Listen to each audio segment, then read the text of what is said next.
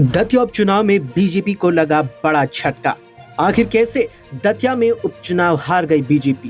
कांग्रेस की जीत की inside story. BJP ने दतिया से 6 बार विधायक और पूर्व गृह मंत्री नरोत्तम मिश्रा को टिकट नहीं दिया था।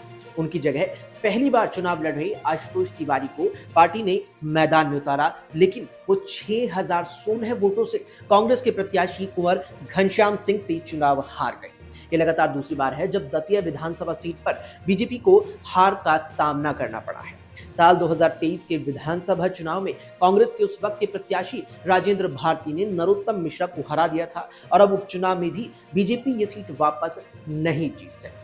दिलचस्प बात यह है कि दतिया में हुआ उपचुनाव सरकार बदलने वाला बिल्कुल नहीं था और विधानसभा में बीजेपी के बहुमत पर इसका कोई भी सीधा असर नहीं पड़ने वाला है। लेकिन इसके बावजूद दोनों दलों ने इस सीट पर पूरी ताकत झोंक दी। मुख्यमंत्री मोहन यादव, प्रदेश बीजेपी अध्यक्ष हेमंत खंडेलवाल, मंत्रियों और संगठन के वरिष्ठ नेताओं ने चुनाव में जमकर के प्रचार किया। बीजेपी ने इसे अपनी संगठनात्मक ताकत की परीक्षा की तरह भी लड़ा। दूसरी तरफ कांग्रेस ने स्थानीय मुद्दों के साथ साथ बीजेपी की अंदरूनी कलह को भी चुनावी मुद्दा बनाने की पुरजोर कोशिश की। दतिया उपचुनाव की चर्चा नरोत्तम मिश्रा का नाम लिए बिना पूरी नहीं हो सकती। करीब 3 दशक तक दतिया की राजनीति में प्रभाव रखने वाले नरोत्तम मिश्रा को इस बार भारतीय जनता पार्टी ने चुनावी मैदान में इसी सीट से नहीं उतारा। उनकी जगह पहली बार चुनाव लड़ रहे आशुतोष तिवारी को उम्मीदवार बनाया गया। टिकट की घोषणा के बाद विरोध प्रदर्शन हुए। पार्टी के ही कुछ स्थानीय पदाधिकारियों ने इस्तीफे तक दे दिए और चुनाव प्रचार के दौरान नरोत्तम मिश्रा का भावुक होना भी चर्चा में यहाँ खूब देखा गया। हालांकि बाद में नरोत्तम मिश्रा सामने आए और कार्यकर्ताओं से शांत रहने की अपील की। साथ ही पार्टी उम्मीदवार के लिए चुनाव प्रचार भी नरोत्तम मिश्रा ने यहां पर खूब किया। इसके बावजूद पूरे चुनाव के दौरान इस सवाल बना रहा कि क्या सालों से नरोत्तम मिश्रा के साथ काम करने वाला संगठन उतनी सहजता से नए उम्मीदवार के साथ खड़ा हो भी पाएगा या फिर नहीं, और इसका जवाब भी लगभग मिल गया। मध्य प्रदेश के वरिष्ठ पत्रकार देशदीप सक्सेना का मानना है कि चुनाव के नतीजे के पीछे सबसे स्पष्ट कारण यही दिखाई देता है।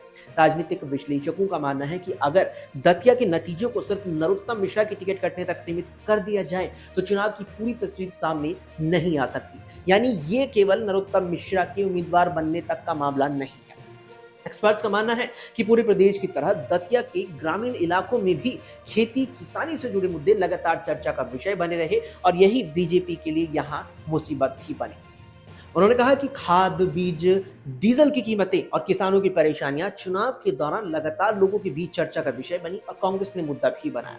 उनके मुताबिक भोपाल में किसानों के आंदोलन, दिल्ली में हुए आंदोलन, अयोध्या चढ़ावा चोरी विवाद और हाल के स्टूडेंट आंदोलन जैसे मुद्दों ने भी सरकार के खिलाफ माहौल बनाने में दतिया में बड़ी भूमिका निभाई। दतिया उपचुनाव की एक दिलचस्प बात यह रही कि कांग्रेस भी पूरी तरह एकजुट बिल्कुल नहीं दिखी।